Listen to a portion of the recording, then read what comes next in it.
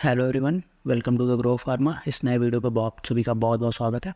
तो इस वीडियो में हम बात करने वाले हैं state common interest test Maharashtra जो सीईटी है ना, उसको हम सीएपी पोर्टल पे चलेंगे और देखेंगे, क्योंकि ये भी स्टार्ट हो गया महाराष्ट्र के अंदर। जितने भी कॉलेजेस हैं, गवर्नमेंट कॉलेजेस हैं, यूनिवर्सिटीज़ हैं, उसमें एम फॉर्म का एडमिशन स्टार्ट हो गया है, उसके लिए रजिस्ट्रेशन स्टार्ट हो गया है। ठीक है, तो फिर उसके बारे में हम लोग यहाँ पे पूरी डिटेल में इस वीडियो में देखेंगे। इस बार ये रजिस्ट्रेशन बहुत जल्दी हो रहा है, ये अच्छी बात है आप लोगों के लिए। नहीं तो ये अक्टूबर नवंबर तक जाता था, तो फिर तब तक बाकी सारे कॉलेजेस के रजिस्ट्रेशन क्लोज हो चुके होते थे, तो यही आपके पास लास्ट ऑप्शन बचता था।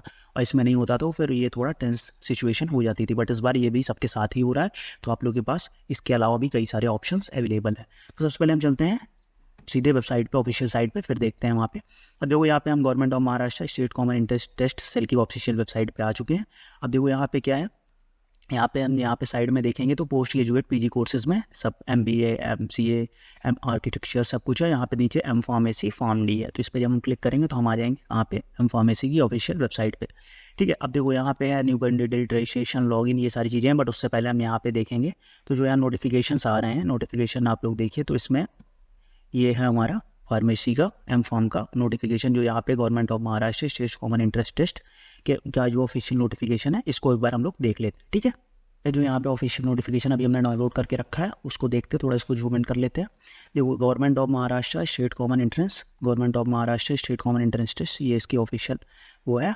ये नोट सर्कुलर आया, अब ये कब रिलीज़ हुआ है, डेट देख लीजिए आप लोग। ये रिलीज़ हुआ है 17/7/2023 को ये रिलीज़ हुआ है। तो देखो इसमें क्या क्या पूरा नोटिफिकेशन, इसको एक बार फटाफट से पढ़ते हैं पूरा। क्या है, admission notice for M pharm and pharm D courses के लिए, तो एम फार्म और फार्म डी दोनों के लिए एप्लीकेशन नोटिफिकेशन साथ में जारी हुआ है। क्या हुआ है, this notice being issued for online registration, scanning and uploading of documents e verification and online application form confirmation, filling and confirmation of option form, self confirmation before seat acceptance, paying seat acceptance fees in online mode for the confirmation of admission। ठीक है, मतलब ये क्या दिया हुआ है पूरा इसमें, ये जो नोटिफिकेशन है वो आप लोग के लिए किसके लिए, अब डॉक्यूमेंट अपलोड करने के लिए आपका, फिर डॉक्यूमेंट का ही वेरिफिकेशन है, फिर डॉक्यूमेंट एप्लीकेशन फॉर्म कन्फर्मेशन है, filling and application form, self confirmation before seat acceptance और सीट एक्सेप्टेंस फीस, मतलब पूरा कंप्लीट यहाँ पे काउंसलिंग के लिए नोटिफिकेशन जारी किया गया। तो इसको आगे हम लोग देखते हैं क्या है।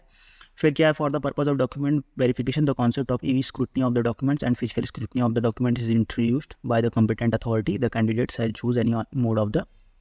अब देखो इसमें क्या है कि दोनों मोड है आपका डॉक्यूमेंट वेरिफिकेशन के लिए। आप ई स्क्रूटनी भी कर सकते हैं, जो ऑनलाइन आपका डॉक्यूमेंट वो हो जाता है, साथ में अगर आपको फिजिकल स्क्रूटनी चाहिए तो आप फिजिकल स्क्रूटनी के भी ऑप्शन को यहाँ पे ले सकते हैं। फिजिकल स्क्रूटनी में क्या होगा, जो वहाँ पे आपको जो सेंटर बताया जाएगा वहाँ पे जाके आपको फिजिकल स्क्रूटनी कराना पड़ेगा, आपका डॉक्यूमेंट का फिजिकल वेरिफिकेशन कराना पड़ेगा। बट अगर आप लोग महाराष्ट्र के बाहर के हैं तो आप लोग ई स्क्रूटनी चूज़ करिएगा, नहीं तो क्या होगा कि आपको बहुत ज़्यादा ट्रैवल करके, क्योंकि ये जो सेंटर देंगे ये मोस्टली महाराष्ट्र में ही देंगे। ठीक है, बट अगर आप लोग महाराष्ट्र में हैं और आसपास आपको सेंटर मिल रहा है तो आप फिजिकल स्क्रूटनी भी अडॉप्ट कर सकते हो, उसमें आपका मतलब डॉक्यूमेंट वेरिफिकेशन थोड़ा सही हो जाता है, जल्दी हो जाता है। ठीक, अब बात करते हैं प्रोसेस ऑफ एप्लीकेशन में। क्या है process of application, the candidates shall register online. सबसे पहले आपको क्या करना है, ऑनलाइन रजिस्ट्रेशन करना है, fill and submit online application form and upload the required document. ठीक है, आपको अपना फॉर्म फिल करना है, फिर डॉक्यूमेंट को अपलोड करना है, और from anywhere through the computer connected to the internet, and he she need to have a visit personally for verification, not have to visit the, ये देखो, not have to visit the personally for the verification and confirmation of the application form in case of scrutiny mode selected। मतलब क्या है कि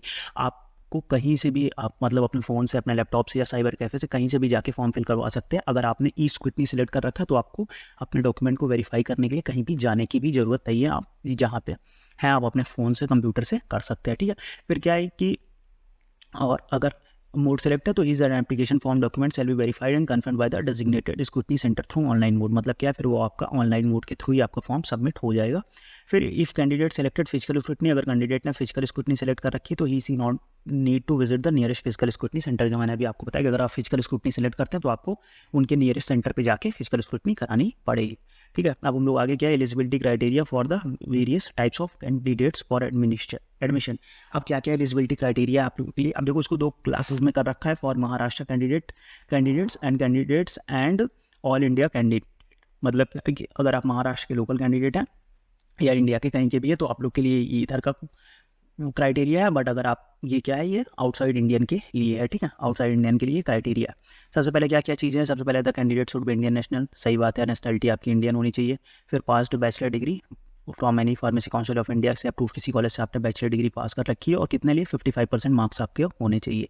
ठीक है, और अगर आप बैकवर्ड क्लासेज या EWS और मतलब आप रिजर्वेशन कैटेगरी से आते हैं तो ये आपका 50% मार्क्स है। बट यहाँ पे एक चीज़ देखने को है कि अगर जितना भी इस पूरे महाराष्ट्र की इस कॉमन एंट्रेंस टेस्ट में या सीईपी राउंड में जितने भी रिजर्वेशन हैं वो केवल आपको मिलेंगे महाराष्ट्र स्टेट ओनली। ये बात आप लोग एक बार नोट डाउन कर लीजिए कि मतलब जैसे आपका सीट में रिजर्वेशन हो गया, ये अभी जैसे या 55% और 50% का रिजर्वेशन हो गया, अभी एप्लीकेशन फीस में जो रिजर्वेशन मिलेगा वो केवल महाराष्ट्र स्टेट के कैंडिडेट्स को ही मिलेगा।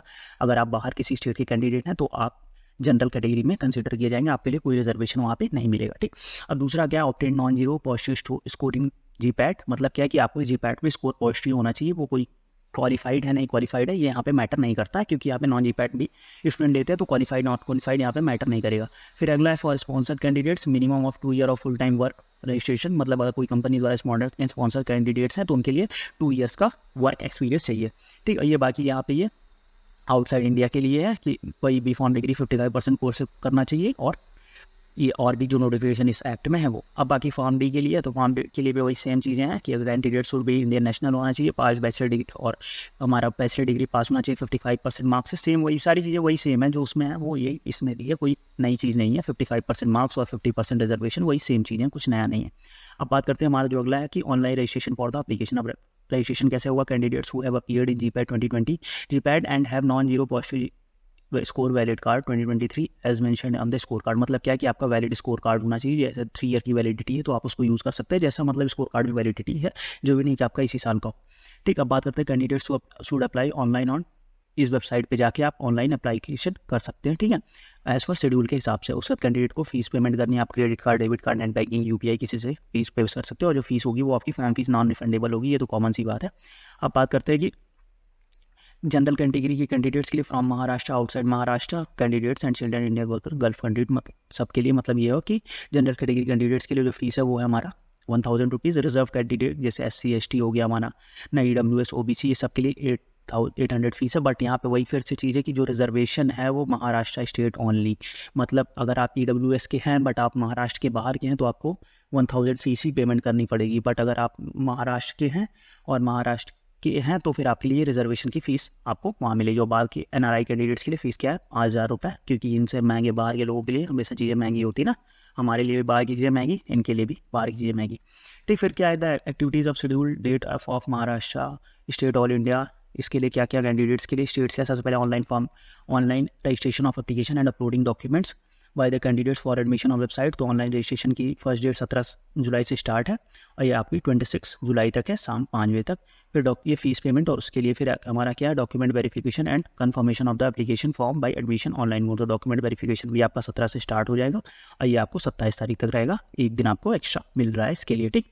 अब बात करते हैं फिर ये प्रोसेस, ये फॉर्म आपने फिल कर दिया बाई कंप्यूटर कहीं से भी आपने फॉर्म फिल कर दिया, फिर प्रोसेस ऑफ स्क्रूटनी होगा, अपलोड डॉक्यूमेंट आप अपलोड करिए। फिर such candidate need to have a visit scrutiny centre for verification and confirmation of the application form, his application verified and confirm by the scrutiny centre. मतलब यहाँ पे देखा हो ना कि visit the scrutiny centre for, तो scrutiny centre पे मतलब आपको कहीं जाना नहीं है, वो आपको ऑनलाइन ही आपका डॉक्यूमेंट वेरीफाई हो जाएगा। ठीक। अब क्या हो गया कि स्क्रूटनी में क्या होगा कि form of such candidate if no error found, अगर मान लो आपके फॉर्म में कोई एरर फाउंड नहीं होता है ना, तो क्या होगा, the status of the verification and confirmation of the application shall be available in the candidates login along with the receipt come acknowledgement. मतलब क्या कि अगर आपके उसमें कोई एरर फाउंड नहीं होता तो आपका वहाँ पे आ जाएगा कि आपका वेरिफिकेशन कंप्लीट हो गया, आप उसको डाउनलोड कर सकते हैं रिसिप्ट को। अगर एरर आता है तो क्या, अगर फाउंड, अगर कोई एरर आता है तो the detail of the error shall be intimated to candidates by reverting back his her application for its rectification through candidates logging. फिर आपको वापस वो आपके लिए डॉक्यूमेंट वापस आ जाएगा, आप उसको फिर से एडिट करके फिर से सबमिट करिए तो वो हो जाएगा। अगला जो है कि ई स्क्रूटनी का होगा दूसरा फिजिकल स्क्रूटनी। फिजिकल स्क्रूटनी में क्या है, आपको फिजिकल स्क्रूटनी सेंटर में जाके वहाँ पे जाके आपको फिजिकल स्क्रूटनी में आपके डॉक्यूमेंट्स को वेरीफाई करना पड़ेगा। ठीक है, द प्रिंसिपल में। और उसके बाकी अगर इनको जो बाहर के कैंडिडेट्स हैं उनको क्या करना पड़ेगा, उनको अपना कोरियर या पोस्ट के थ्रू, हाई स्पीड पोस्ट या कोरियर के थ्रू आपको इस एड्रेस पे अपना डॉक्यूमेंट्स सेंड करना है। ठीक है, ये हो गया हमारा डॉक्यूमेंट वेरिफिकेशन और ये सारी चीज़ें हो गई। उसके बाद आ जाएगा display of the provisional merit list. उसके बाद मेरिट लिस्ट आपकी कब डिस्प्ले होगी, वो 31 जुलाई 31 जुलाई को आपको मेरिट लिस्ट आ जाएगी कैंडिडेट्स के लिए कि आपका एक पर्टिकुलर मेरिट लिस्ट और वहाँ पे डिस्प्ले हो जाएगा उनकी वेबसाइट में। फिर क्या है कि submission of the grievance if any for all the candidates. मतलब क्या है कि अगर आपको कोई प्रॉब्लम है या कुछ है तो आप उस तक सबमिट कर सकते हैं। कब तक, उसके लिए 1 जुलाई से मतलब मेरिट लिस्ट आएगी, उसके बाद आपको अगर कोई प्रॉब्लम या कुछ और है तो उस पर आप यहाँ पे सबमिट कर सकते हैं। उसके बाद वो 3 जुलाई तक रहेगी। फिर क्या है, display of the final merit list. उसके बाद अगर फाइनल मेरिट लिस्ट जो डिस्प्ले होगी वो फाइनल मेरिट लिस्ट डिस्प्ले होगी कहाँ पे, 5 अगस्त को फाइनल मेरिट लिस्ट आ जाएगी। और display of provisional category wise seats, उसके बाद उसी में कैटेगरी वाइज सीट्स जो CAP राउंड 1 के लिए है कि राउंड 1 की CAP के लिए कैटेगरी वाइज सीट्स किस कैटेगरी में कितनी सीट है वो सब आपको कितने में 5 अगस्त को डिस्प्ले हो जाएगी। ठीक, उसके बाद फिर CAP राउंड 1 स्टार्ट होगा।